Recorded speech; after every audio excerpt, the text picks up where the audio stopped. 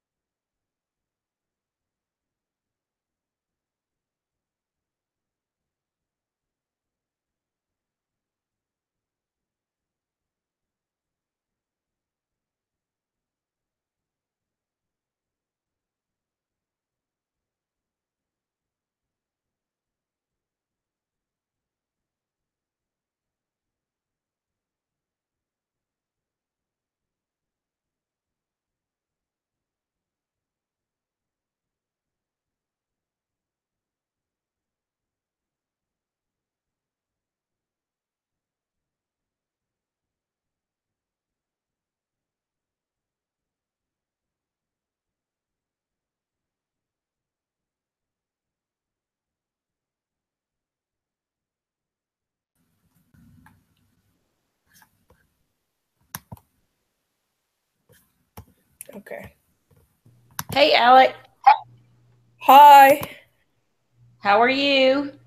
Good. Good. I saw on Radius that you must have worked on it some more. Yeah, I've kind of gotten addicted to it. Oh, good. I love that. Earned an invitation to a special. I also have additional worksheets that I think are fun. I can share them with you. And if you want to do them, you can. Obviously, they're optional. But yeah, definitely. Okay. Okay, good. One is it's just a binary code worksheet where it gives you the binary alphabet with some special characters. You can write your name or write whatever you want. Cool. So that would, I think personally, I love that type of stuff. So, yeah, I'd definitely like to see those. Okay. All right. Did you check to see when your oils are coming? So, hey, Tessa. Hey. How are you? I'm good. Good. But Oh, you can go. I'm sorry. I'm sorry. I'm just going to finish with Alex. So Okay. I'll get one of those printed for you. Yeah, definitely. And give it. Yeah, I'll give it to you in class tomorrow. And then if you want multiple copies of it, I'll share the PDF, and you can make as many as you want. Yeah, that would be awesome. So because you could write your name, you could write whatever you want to. And then I've got other things as we go along. Okay. Okay, cool. Okay, hey Tessa, I'm sorry, baby. Hey, no, you're good. I have a question on the chapter test B. I can't solve number 12, or I don't know how to do it. Okay. All right, hold on just a second. Let me get down to it. Okay. Okay, cool. And then I'm going to go on here and get my blank PDF and hope that it's blank. It's not. I've still got to erase some stuff. And then I'll work it with you. Tessa, it has a fraction in it. You love fractions. I know. No, I hate them. I know. It's really funny. I was working with Algebra 3 yesterday, and we were doing factoring, and it had fractions in it. And you know what? Seniors in high school hate fractions too. It seems to be a universal hate. Uh-huh. So you're not alone. I think I don't think I hate them anymore. I'm not really sure how I feel about them. They just when I see them, it makes me panic. I know. I hope that as you spend time with me overseas, you've had me twice now, right? Yeah. Spend time with me at least by your senior year. If you have me again a couple more times, maybe you won't have. Maybe the fear won't happen. Yeah. You know what I'm saying? Hopefully. Yeah. Okay, number 12. So all fractions, I think part of the problem that people have is when they see a fraction, they're not always sure what to do with it right at first. So I think that's a little bit of the problem. And this one's sweet. This one's pretty easy, because remember how when you do multi-step equations and we approach them, you're kind of like a private detective, and you look at it and you're like, okay, how are we going to do this one? And we always, when searching for clues, you want to work with PEMDAS in reverse. Yeah. So on this particular one, working PEMDAS in reverse, which I'm going to try to write it here on the side. And when I write on the screen, it's sometimes less attractive than even when I write on the whiteboard at school. Adding and subtracting typically comes first. And we see some addition going on here, but it's within a grouping, which is really up here, because this is either parentheses or groupings. So it's all the way at the top. So, okay, so for this one, we're not going to do that first. So then we get to multiplying and dividing. And believe it or not, this right here is being multiplied by this grouping. So when we want, do you remember we talked about, it's been about 10 days ago, a couple weeks ago, when you're trying to clear a fraction, does that ring a bell? Do you remember what you do when clearing a fraction? Don't you multiply or divide it by the other side or something? You multiply by the reciprocal. Okay. Okay, does that ring a bell now? Yeah. Okay, so the reciprocal of 3/4 is what? 4/3. Yes, ma'am. Good job. Okay. So you're going to multiply both sides by the reciprocal. So that's the reciprocal on this side. Okay. And over here, we'll multiply by the reciprocal. Oops. I'm going to change this to a 3/1, just because any number expressed with 1 as the denominator is really itself. But this way, it'll make more sense, when we actually put 4/3 next to it. So obviously the whole reason we do it, see how beautiful that is? It just cancels out. And Tessa's really happy because now there's no fraction on that side. Yeah. So, and then over here, we simplify before we multiply, and it's almost as attractive. Actually, it is. We end up with just a 4. Do you see that? Or does, Yeah. okay, cool. All right, now. So wait, 3 and 3 would cancel out because it only goes in once. Yes, ma'am. So it would just be 1 times 4. Yes, ma'am. Perfect. Okay. So you got a 1 and a 4 left, and then 1's on the bottom, which obviously that's going to be 4 over 1. So now, if I wouldn't have made this an actual grouping by adding this like that, I have just a very simple equation for which I know you have no trouble doing. Mm-hmm. You're just going to subtract 4 from both sides. Oh, goodness. And then we got that. So we got C equals 0. Okay. That's pretty easy. Yeah. Now So that I'm that seeing one, it. yes. But I think, and so I hope this kind of calms your fear. So oftentimes when you see a fraction, just think, is there a way for me to clear it? Okay. You know, and that will kind of help you, because that's really what they're trying to teach you to do. So, and if there's not, a way to clear it, can I multiply each side by the denominator, which kind of sort of clears it as well? It's another way of clearing it. Now, if you were going to divide the fraction instead of multiply, would you do it by the reciprocal? Yeah, because technically you're remember, like if this number right here were just like a 4 or a 3 or whatever, it was just a plain whatever, you would divide both sides by that number, right? So if it were just a 3, you would divide both sides by that number. But since it's 3/4, we're really technically still dividing by 3/4. Yeah. But when you do that, you really are multiplying by the reciprocal. So that's where the justification comes from. Okay. You're still dividing both sides by that to get rid of it. But we know when we divide fractions, you keep the first, you flip this or change this to multiplication, and then you flip or change that to its reciprocal. So technically, you're still dividing both sides by 3/4. Yeah. Technically.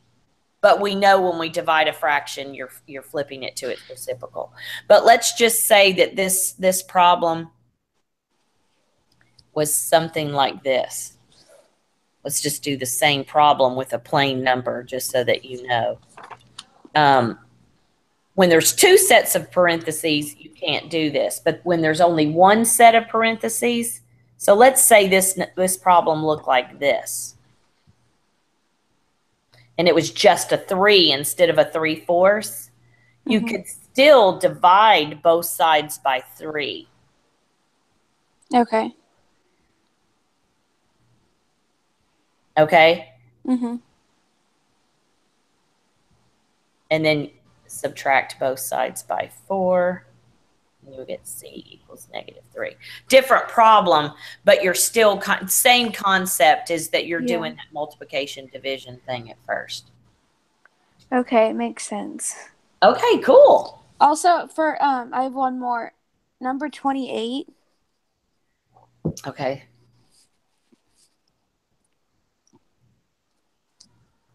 Okay. Write the equation in function form. You know what?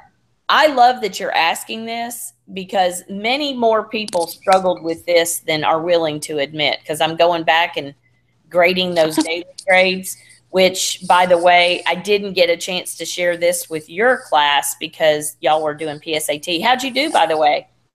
I thought it was pretty easy. Yay! It's because you're so smart. Thank you.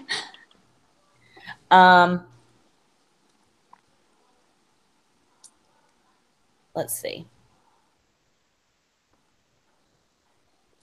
But as I'm going through and grading those, I don't think everyone understood quite. I mean, it's not like it was horrible or anything like that, but I have decided as I'm grading these that I'm going to actually take whatever you make on it and add 100 and then average them. so that it doesn't Okay. hurt anybody. Because it was a good exercise for everybody to do, plus a good exercise to see, kind of take a temperature to see where everybody is. I haven't even looked at second and third periods. I've mostly focused on fourth and fifth because I was hoping I was going to get those done.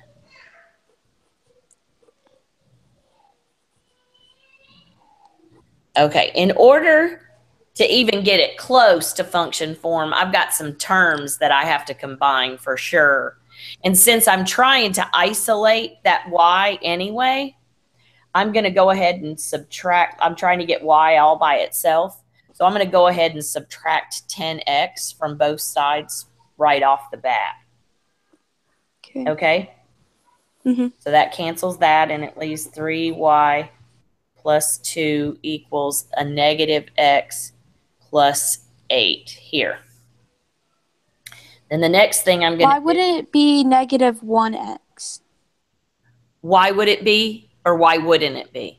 Why wouldn't it be? It is, but I don't have to write the 1 because it's understood. It's understood coefficient. But if you prefer me to write it, I can write it. I wouldn't count it off if you did write it. You just don't have to.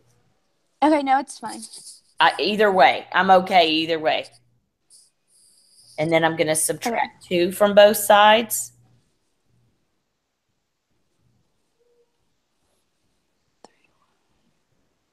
And then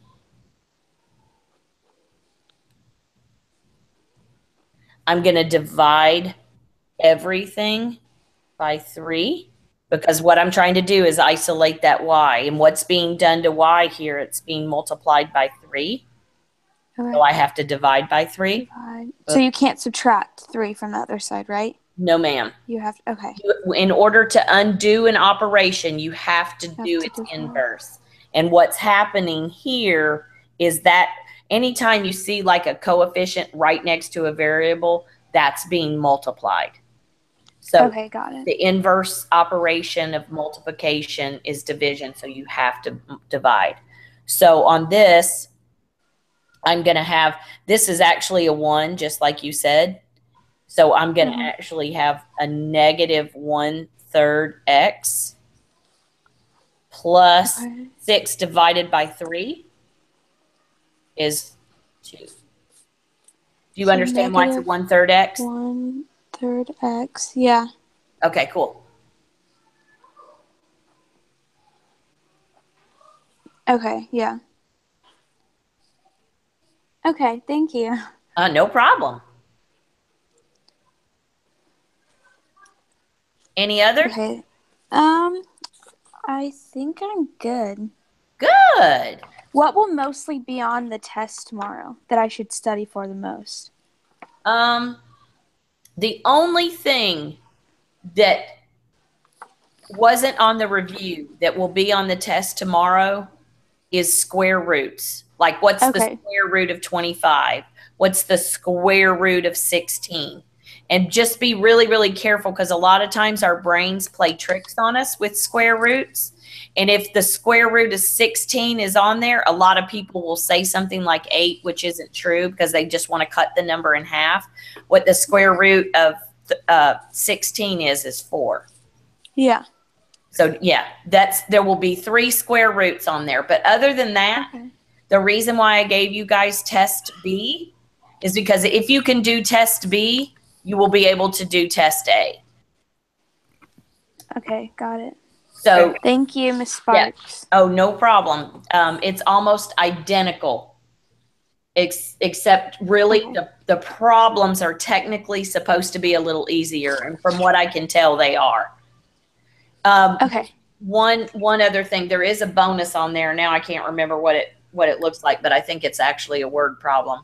But the one other thing that I want to say is it is, I think, 30 questions. So I don't know how long it took you to do this worksheet, but just to let you know. But if you don't finish, I'll always give you time on Monday in class. Okay, thank you. Okay, have a good day. You too, sweetheart. Thanks for coming. No problem.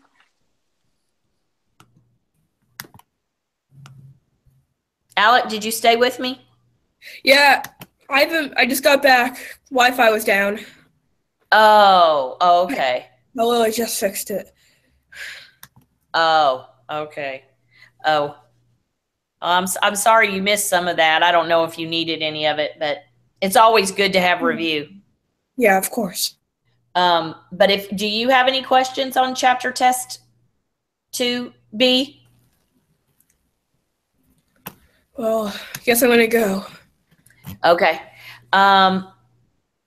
Let's see. I was going to say, and anything, like if you ever want to ask questions or you know, something particularly interests you on radius, I am always happy to get additional information. So you can either email me or come to Math Lab and ask. Yes, So ma'am. I'm just totally stoked that you like it. Yeah. That's awesome. You have a great day.